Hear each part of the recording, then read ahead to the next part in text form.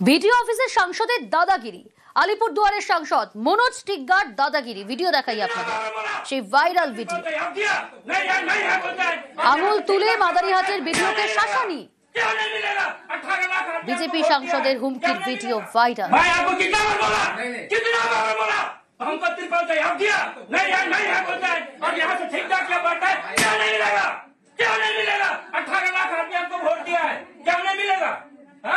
पूछने को जब सरकार क्या बोलेगा क्या? तमाशा पड़ा यहाँ पर, तमाशा पार्टी करने यहाँ पर कि वीडियोगिरी करना, वीडियोगिरी करना तो वीडियोगिरी करो, पार्टी करना तो टीएमसी का झंडा लेके घूमो, टीएमसी का झंडा लेके घूमो। कोई बात नहीं सुनेगा। पूछने को जब सरकार क्या बोलेगा क्या? कितना बार बोला आपको प्लास्टिक का याद दिया? मैं एक एमपी हूँ, क्या सम्मान दिया आप? मैं कितना बार बोला? অভিযোগের শাসানি, ভিডিওগিরি ছেড়ে তৃণমূলের ঝান্ডা ধরুন বলে শাসানি মনোজ টিগ্গা। বিজেপি সাংসদের শাসানিতে সরব তৃণমূল সাংসদ প্রকাশ সিং বড়াই। মাননীয় সাংসদ উনি ভিডিওকে যেভাবে থ্রেট করেছেন, টেবল থাপড়ায় ওকে মারার মতন ব্যবহার করেছেন, আমরা সবাই এটা দেখেছি। আমি ধিক্কার জানাই এই জনপ্রতিনিধিকে। এরা কোনো কাজ করে না। কি কাজ করলো? নিজের ফান্ডের কি কোনো টাকা দিয়েছে? ডিজাস্টার ম্যানেজমেন্টে একটাও টাকা এরা সাবমিট করেছে? গুন্ডামি করেছে আর মস্তানি করেছে। এদের মাথা পাগল হয়ে গেছে। নর্থ বেঙ্গলে এইবার তৃণমূল কংগ্রেসই জিতবে। ত্রাণবিলিতে পক্ষপাতিত্বের অভিযোগে সরব মনোজ টিগ্গা।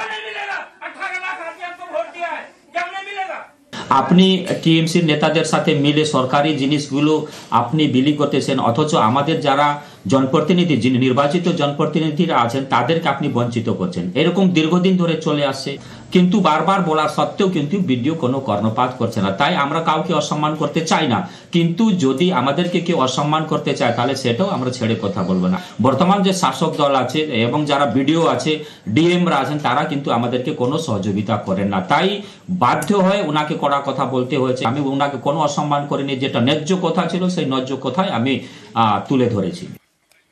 ত্রিস্তরীয় পঞ্চায়েত ব্যবস্থা নিয়ে বিজেপির কোনো ধারণা নেই, টিগ্গাকে আক্রমণ উদয়ন গুহর।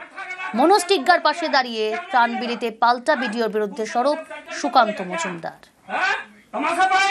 এটা তো বিজেপির সর্বস্তরের নেতৃত্বের মধ্যে একটা দাদাগিরি ভাব আছে। মনোজ টিগ্গা গিয়ে বলতে পারেন, একটা অনুরোধ করতে পারেন, উনি কোনো দাবি করতে পারেন না, কারণ ত্রিস্তরীয় পঞ্চায়েত ব্যবস্থা সম্বন্ধে ওনার কোনো ধারণা নেই। নির্বাচন commission, ED, CBI, income tax, এদের হাতে যাতে বিজেপির পতাকা তুলে যদি দিয়ে আসতে পারেন, তখন নয় আমরা ভেবে দেখবো যে ভিডিওর হাতে তৃণমূলের পতাকা তুলে দেওয়া যাবে কিনা।